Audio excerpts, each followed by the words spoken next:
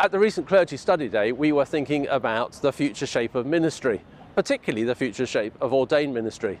In these clips that follow are some of the thoughts from that day that I hope will stimulate you as you think about this particular bit of the reform and renewal agenda of the Church of England, reimagining ministry. We all know it's going to have to change in the future. It will be an evolution, not a revolution. But I hope these clips help get you thinking. We all know that it's really important that we are all disciples of Jesus Christ. So when we're thinking about ministry, this is where we begin. Every single person is a disciple of Jesus, a follower of Jesus, learner of Jesus.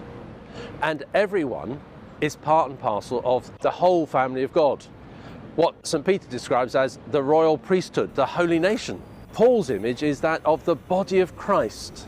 And every single person gifted by the Spirit.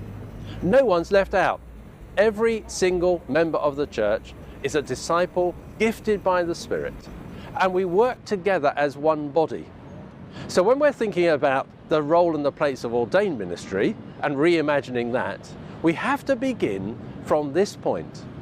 The ministry of the whole body of Christ, of every single person working together for the good of all, for the glory of God, and for the mission of the church.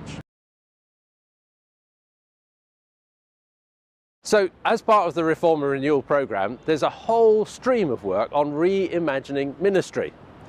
What does the future of ministry look like, particularly the ordained ministry? Well, we've been reimagining ministry my entire ordained ministry, 33 years. It was on the agenda when I was first ordained, and the way that I exercise ministry, and indeed in which people exercise ministry in parishes, is different from what it was 33 years ago. So it's an ongoing exercise. But for the future, there is no doubt that the role of the full-time stipended minister is going to be much more overseeing a group of congregations, whether that be in a range of communities or in one community where you have several congregations meeting on a Sunday. It's much more oversight with local leadership, possibly a focal leader, certainly a small local team, who are ensuring the life of the congregation goes well. That oversight is about ensuring that we keep our eyes fixed on the vision of God and the mission of the church. It's not about maintaining a club or maintaining congregations even. It's about overseeing the mission. So if it's about the ministry of the whole people of God, with an oversight ministry that is priestly, then what we also have to think about is how collaborative will it be? We have to be working together in partnership. That's across our different communities.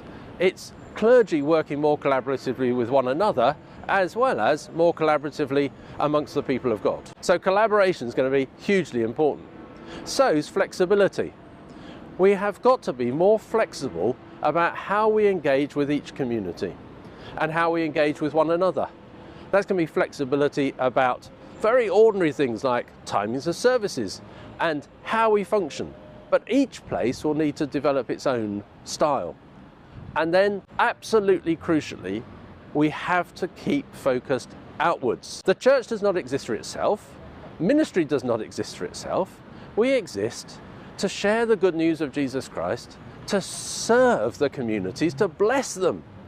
So one of the absolutely crucial roles of the clergy overseeing the whole thing is to be outward focused, outward looking, engaged with those communities, which is why their time and energy must not be filled up simply running congregations. It has to be engaging in the local community, care homes, schools, working alongside the police, visiting local businesses, engaged in that kind of way.